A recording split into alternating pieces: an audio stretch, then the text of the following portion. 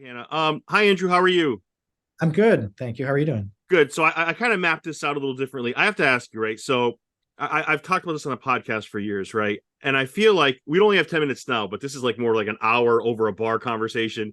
Yeah. Um, so I feel like they're speaking about movies, not TV. I feel like there hasn't been a good set of quality comedy since like 2013. Like I don't know why the drop in the last 5 years, the drop off is like tremendous. I don't know what it is. I don't know what's happening to comedy. Nothing's rewatchable, nothing's quotable, nothing is like, with like Step Brothers and all these other movies.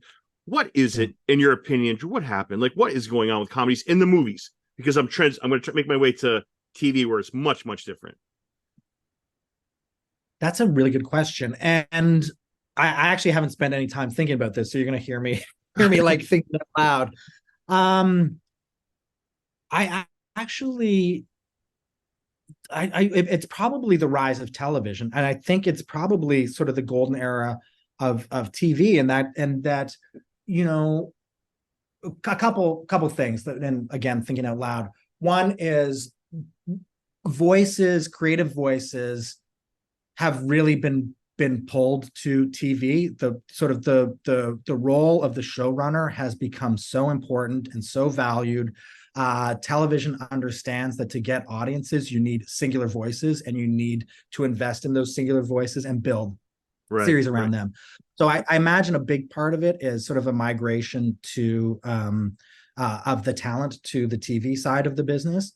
The other is, of course, in my opinion, that people have big screens in their house now, and the TV viewing experience has changed so much in the last 5 or 10 years that people are consuming at home more.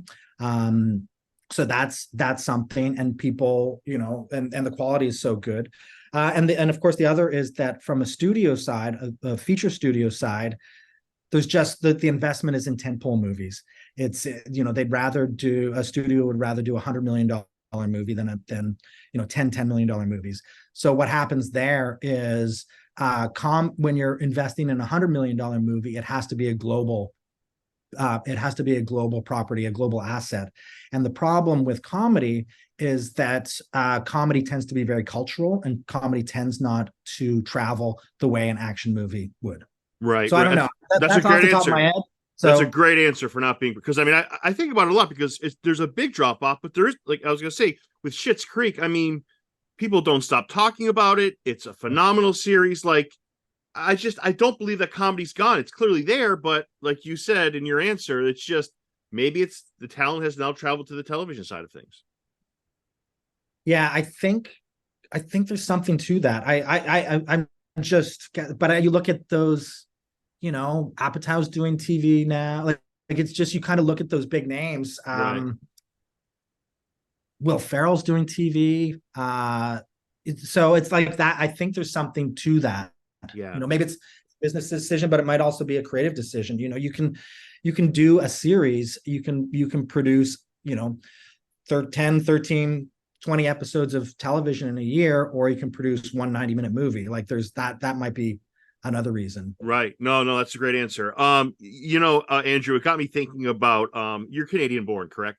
I am. Yeah, Yeah. yeah. So it got me thinking about Eugene Levy. I'm like, what other comedians are from Canada? And I know a couple. Candy, I knew the obvious ones, but Yeah. the list, Andrew, is out of this world. For those watching this, Mike Myers, Jim Carrey, Hartman, Catherine O'Hara, Martin Short. I mean, Aykroyd, Norm Macdonald, like Leslie Nielsen is a Canadian. I didn't know that. Like Canadian like comedy in Canada is like a real deal. I don't think people know how. And I just stopped this list short. I mean, it is Oh yeah. extensive.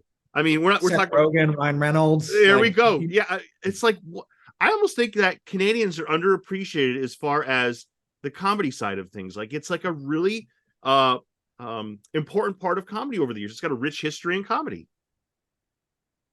well, you look at the legacy of Second City, you look at the legacy of Kids in the Hall, like that. They transform comedy, and really Canada comedy became an export business too. It's like people, there wasn't the domestic comedy business in Canada never like you to make it in comedy you had to leave and you had to go to the US and you had to kind of build your career there. That's really not the case anymore, thankfully, and we're really starting to see, you know, now with shows like Son of a Critch and Schitt's Creek, and you know there's a handful of others that have now like Working Moms and King's Convenience that have landed and really these are Canadian series that have found audiences and built real traction in the US.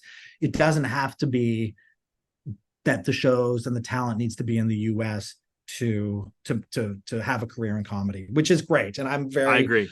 fortunate to be a part of that and to maybe have helped in that. But you know that those voices don't need to leave the way they used to. But because none of those the names that we've named would have had careers if they hadn't gone to Los Angeles.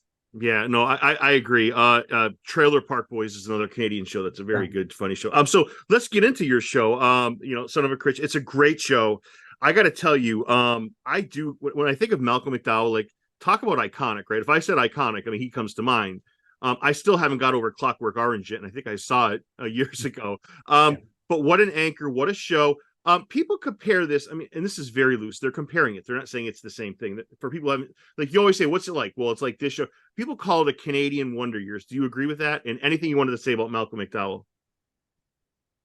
I do agree with that, and I Yeah. think it sort of scratches the same itches. I remember, you know, watching Wonder Years with my parents and my brother, and it was a real feel good, nostalgic, heartfelt. That was a single camera comedy, and it just brought you in, and it felt like home. And I really feel that that was the mission around Son of a Critch. And thankfully, like we're finding that it's resonating in the way that we hoped it did. And you're right, like Malcolm, you know, the cast, not just, you know, Malcolm is Yeah, it's Malcolm. a And great cast. Yeah, yeah. I could watch that man, you know, read a phone book and be like blown away by it. Like every word that comes out of his mouth is just a masterclass.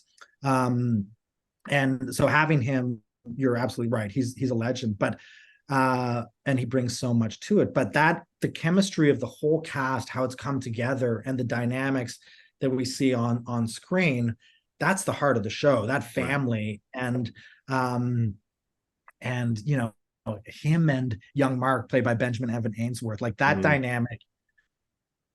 You know, I could watch that all day too. It's just there's something we really and you know you just don't know as a producer and a creator and writers, you don't really know what you've done until it's released to the world, and you kind of hedge your bets and you think you're putting the right pieces together and you can control. But really, you know, we make this TV show in a dark room in St. John's, Newfoundland, and then you put it out there and see what happens. And here we are. You know, Andrew, it's the funny thing because we mentioned Schitt's Creek, iconic show, and then you have Son of a Critch, which is finding its legs. It's a really solid show, good show. What's the secret sauce? I mean, because I feel like some of it's luck dependent, some of it's the staff, the people who create it, some of it's the cast, the writing, I mean, all the other stuff. But like, what? I mean, I guess if you say the secret sauce, everyone's going to duplicate it. But what is the secret sauce? Is it one thing? Is it many things? Is it chance? What is it? Well, yeah, it's certainly chance is a big part of it, but so that you really have to build a show for success, and you get it right sometimes, you get it wrong sometimes, but there's so many variables at play as well that you have no control over. But for me, you know, when I think about comedy, what I look for is, you know, authenticity and storytelling. I'm drawn to grounded comedy series that are relatable. This is a show that's very specific in nature.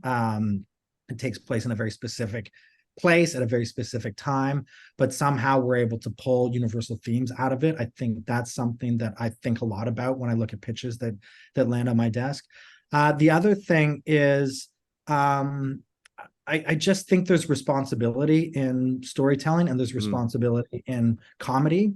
And I really look for comedies that have something to say beyond just jokes on a page, and something good to say. And you realize that, you know, Schitt's Creek is obviously a perfect example, and I think Son of a Critch is well on its way. But there is power in television, there's power in comedy to start important cultural conversations, and television and comedy has the ability to move the cultural needle in positive ways.